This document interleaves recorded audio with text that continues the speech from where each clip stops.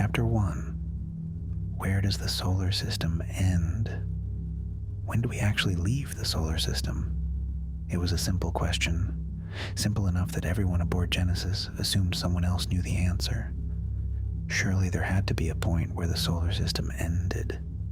A line, a boundary, a final marker beyond which humanity could finally say, "We have left home," yet no one could point to it.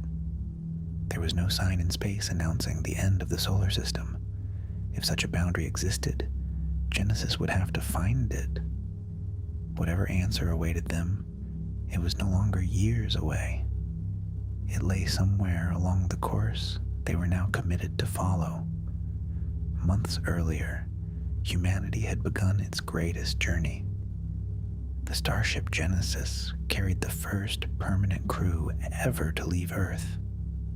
Their voyage would continue for generations, carrying humanity beyond the familiar worlds of the solar system and toward another star. Now Mars had faded into the darkness behind them. Ahead stretched only the quiet emptiness between the stars. The engines of Genesis had not fallen silent for a single moment since departure. Day after day, week after week, their steady vibration remained almost unchanged.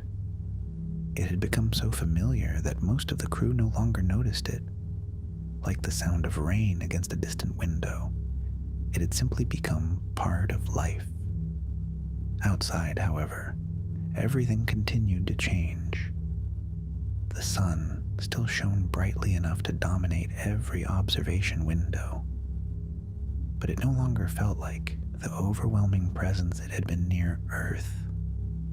With each passing day, it surrendered another tiny fraction of its brilliance to the darkness surrounding it.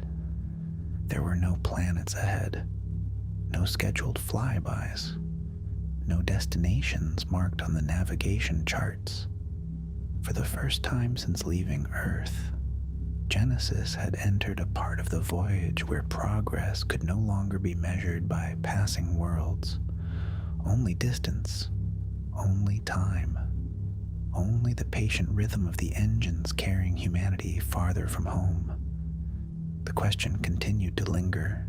If there was no sign, no border, no invisible wall surrounding the solar system, how would they know when they had finally crossed it?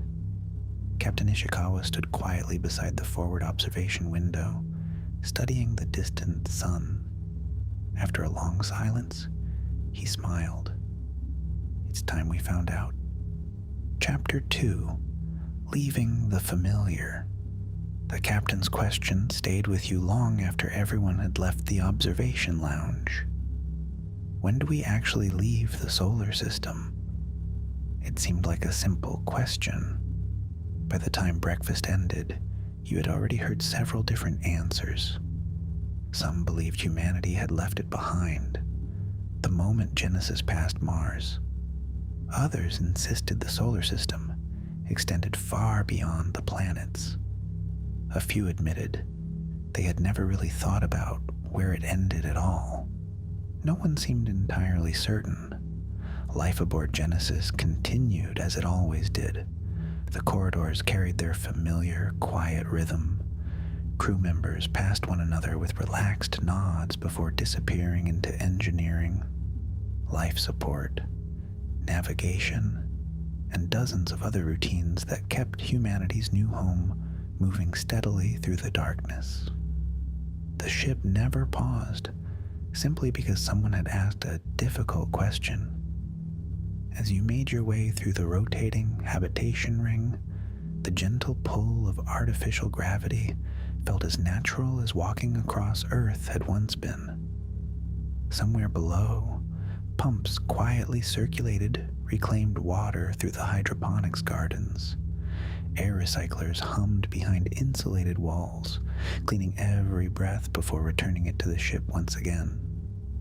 Almost everything aboard Genesis operated in cycles: water, air, heat.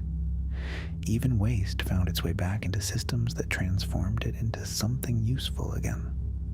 On a voyage measured in decades, nothing could be taken for granted. Every resource had to be used carefully. Every system depended upon another.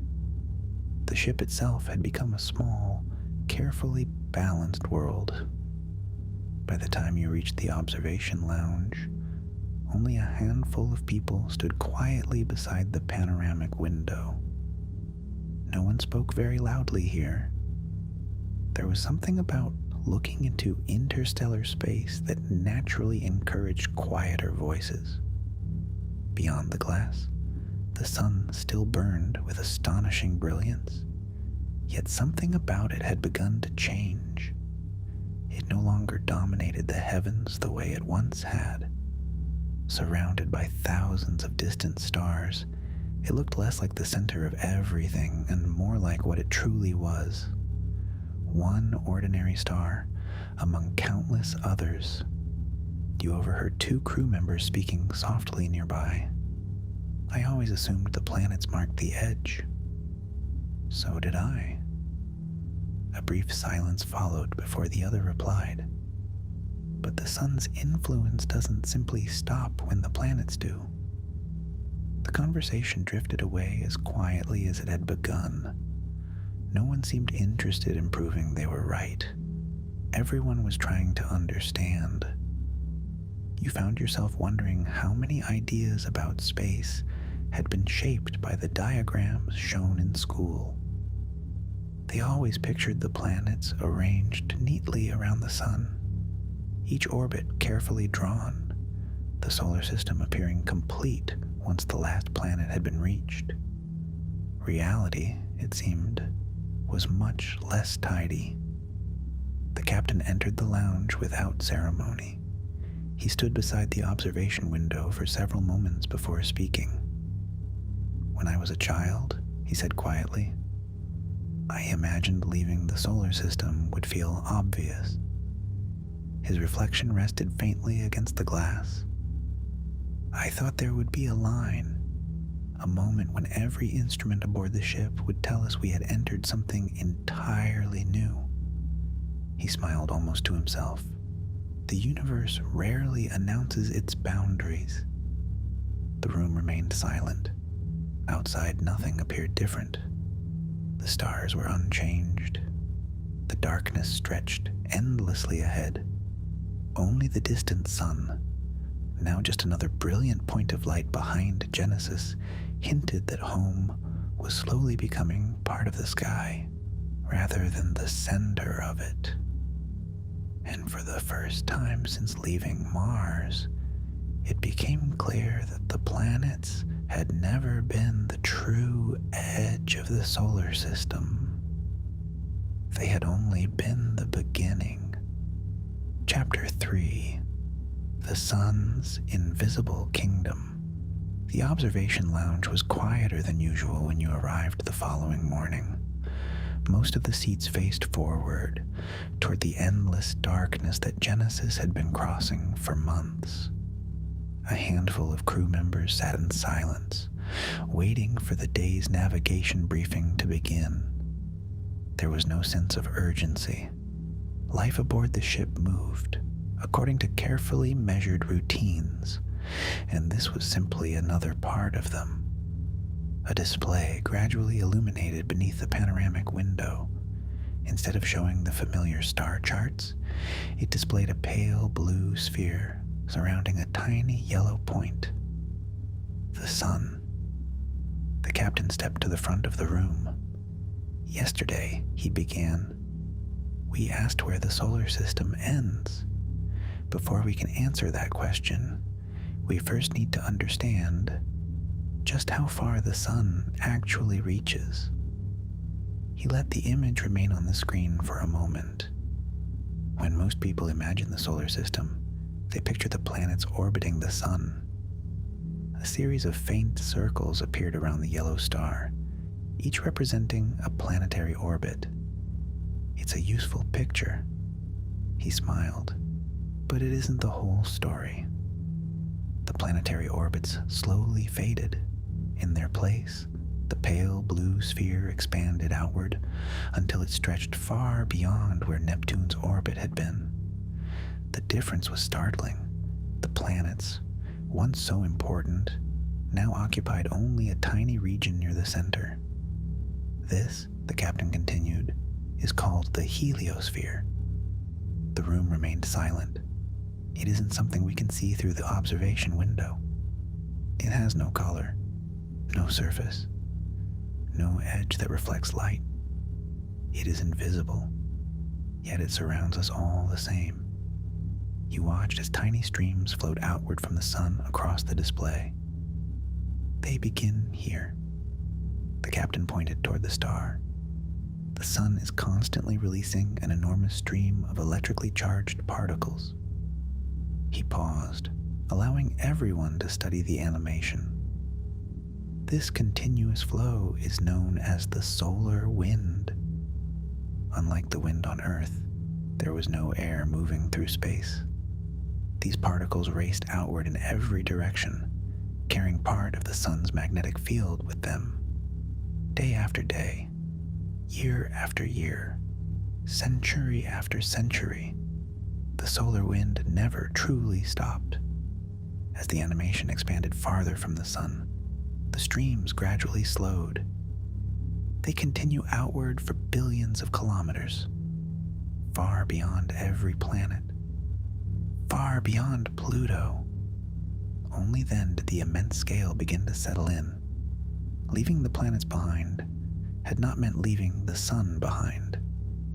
Its influence continued far into the darkness. The captain looked toward the observation window. At this very moment, Genesis is traveling through the sun's extended atmosphere. Several people quietly turned toward the stars outside. Nothing looked different. The darkness remained perfectly still. The idea was strangely comforting.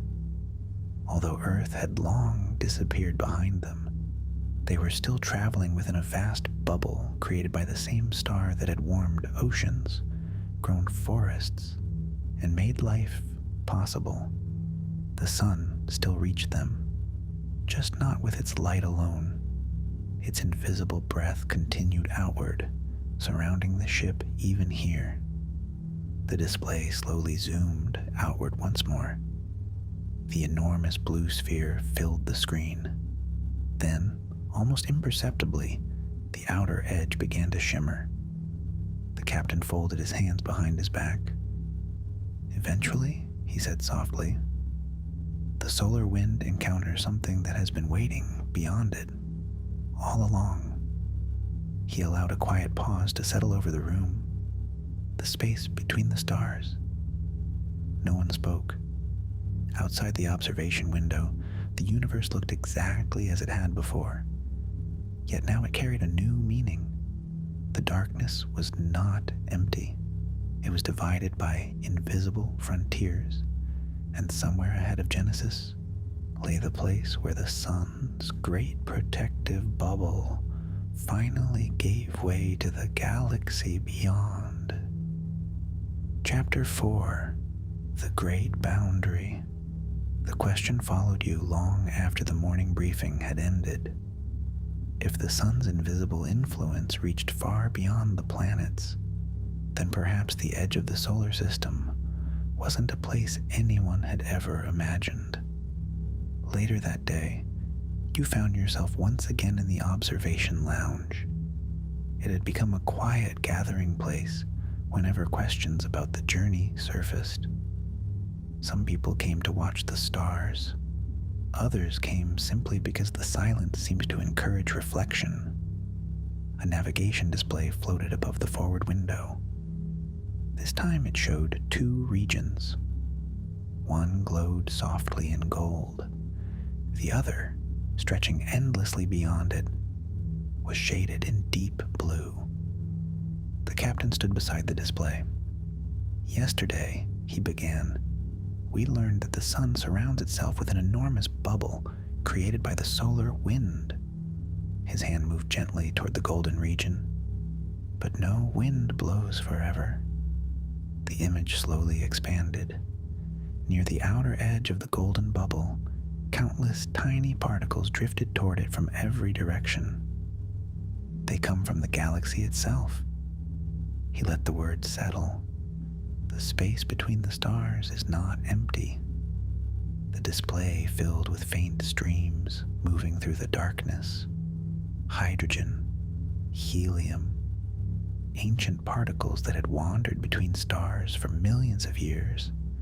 Unlike the solar wind, these particles had not originated from the sun. They belonged to interstellar space. Where the two met, something remarkable happened. The outward pressure of the solar wind gradually weakened. The pressure of interstellar space pushed back. Neither side yielded immediately. Instead, an immense boundary formed between them, invisible, constantly shifting, yet astonishingly real. This region is known as the heliopause. The name appeared quietly beneath the display. You studied the image. There was no wall, no glowing barrier, no dramatic line stretching across the darkness. Only a place where one influence slowly gave way to another. The captain continued.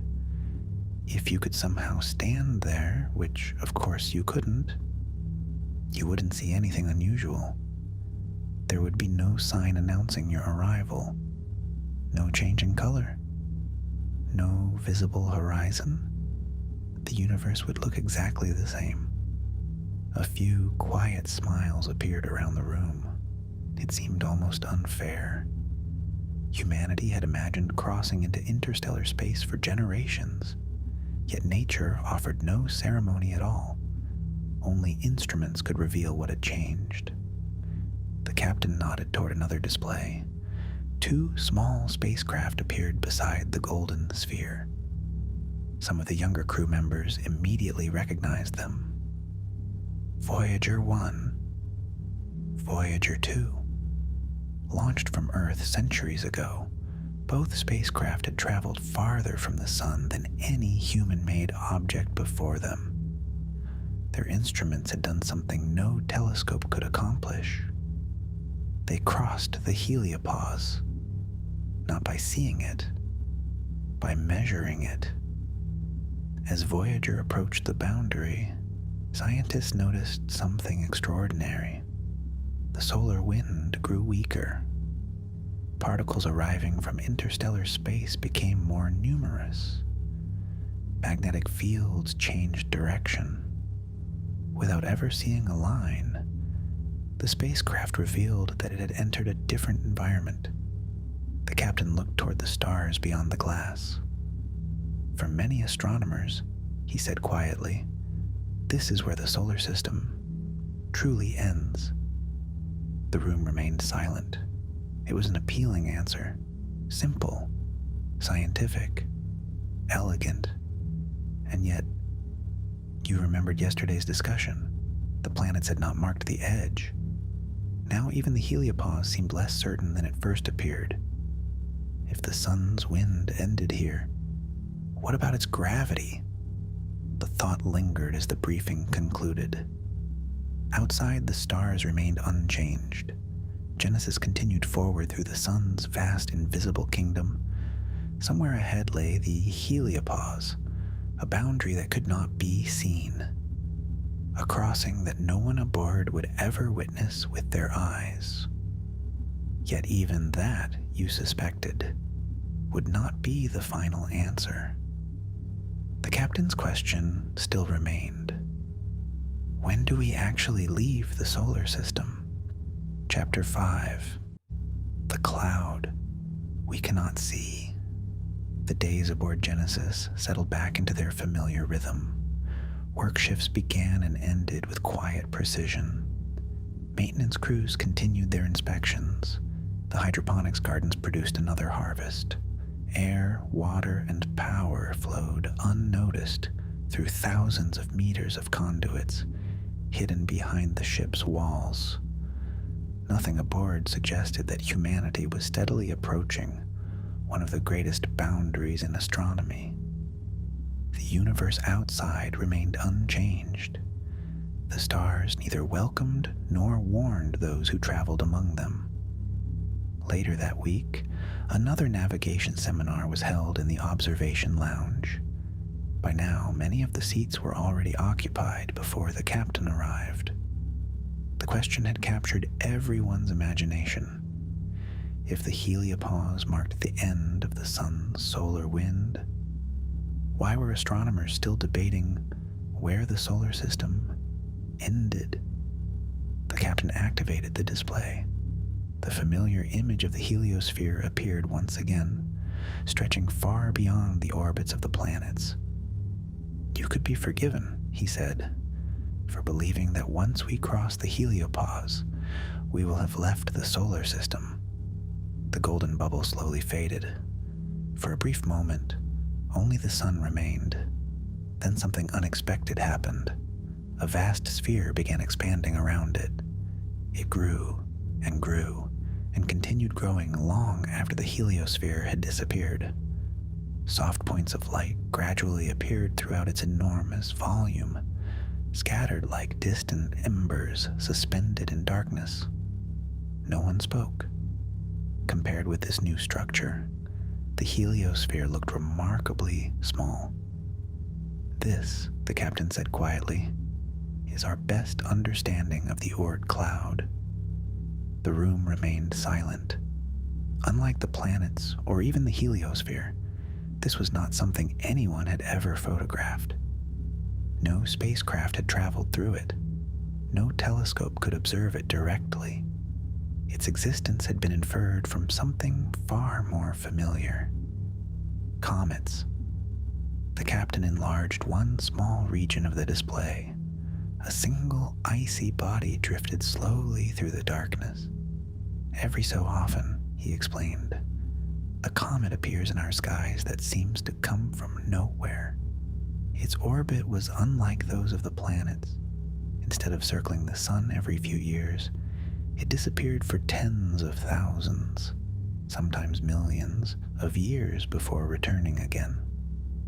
Astronomers eventually realized these visitors had to be coming from somewhere unimaginably distant, somewhere surrounding the solar system itself. Over billions of years, countless icy objects had been left behind during the formation of the planets. Many were scattered outward by the enormous gravity of Jupiter and the other giant planets.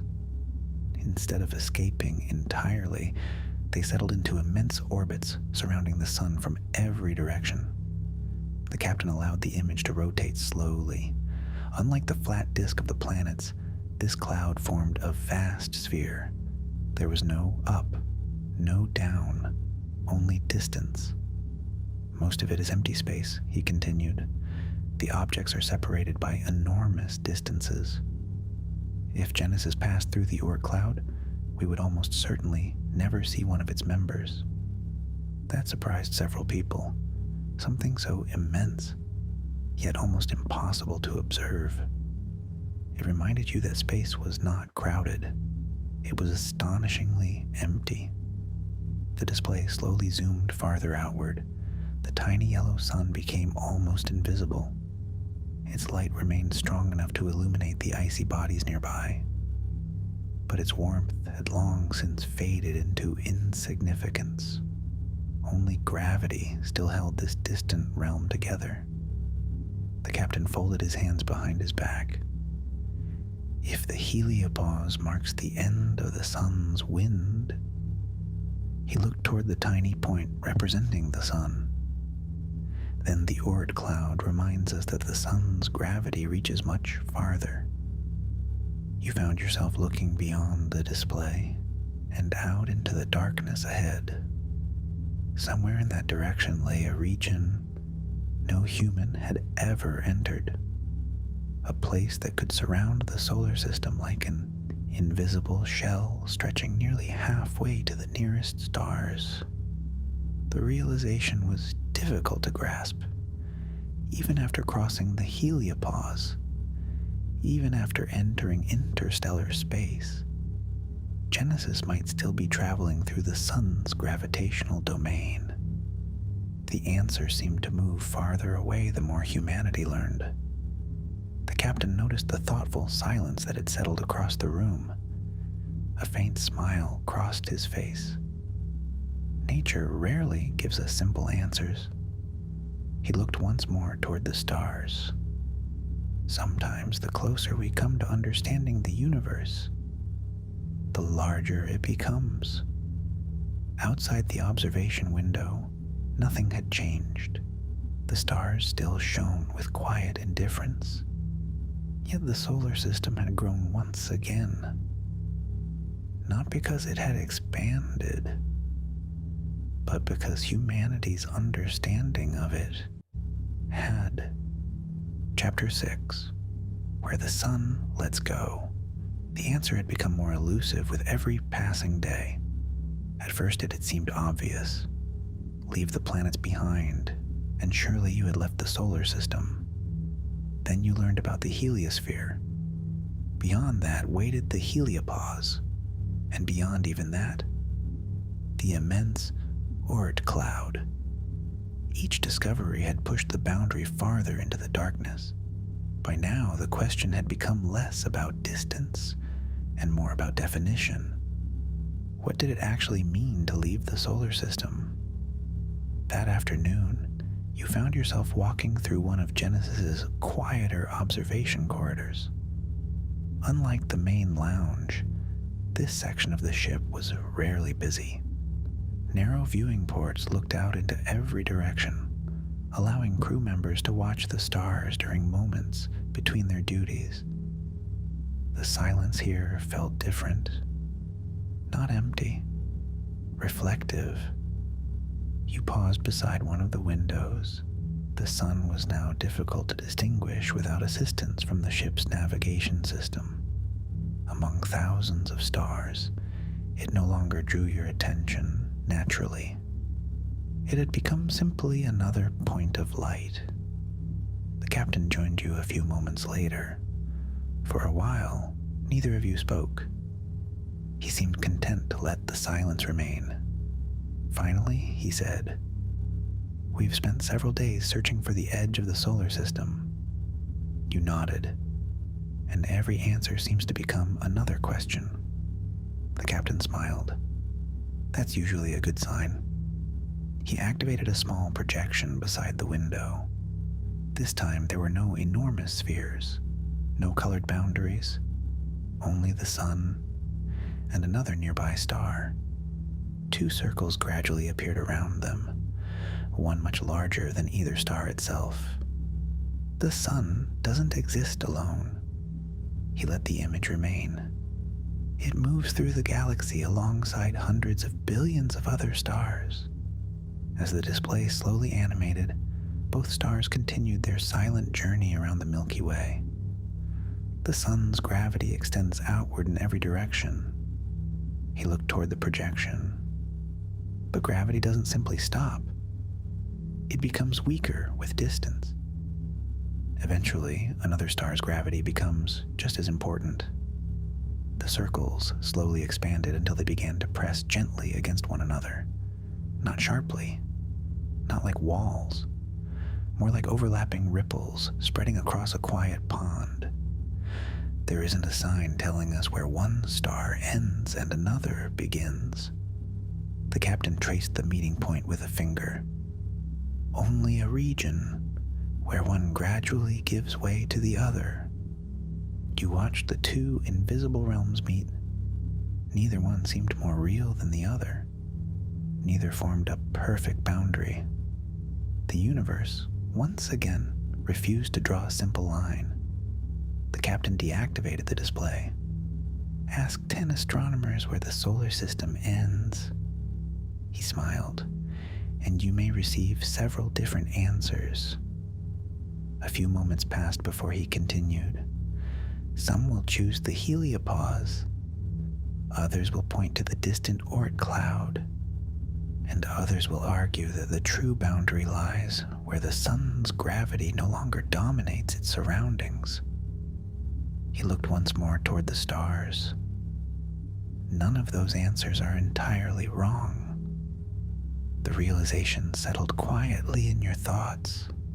Perhaps humanity had spent centuries searching for a single border because borders were familiar. Countries had borders. Continents had coastlines. Oceans met the land. But space was different. Nature was not divided into neat territories. It changed gradually, almost imperceptibly.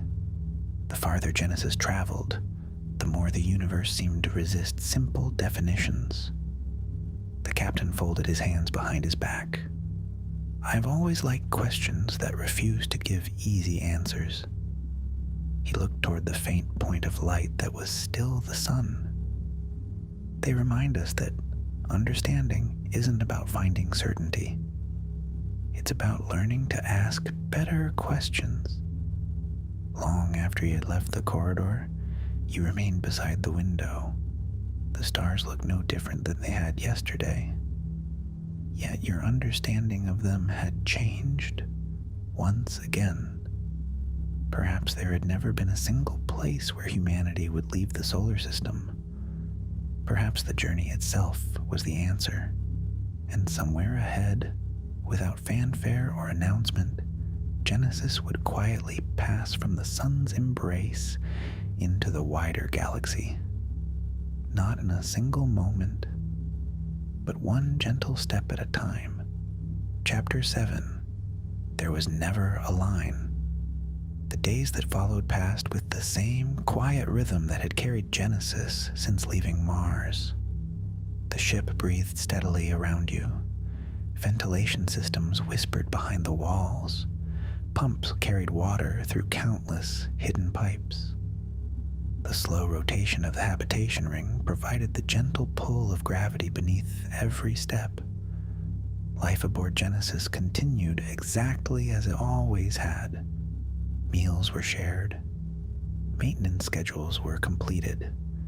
Seeds were planted in the hydroponics gardens while others were harvested. The ordinary routines of life continued, even as humanity traveled farther from home than anyone had ever imagined. The question, however, never entirely disappeared. When do we actually leave the solar system? One evening, you returned to the observation lounge. The lights had been dimmed for the ship's evening cycle.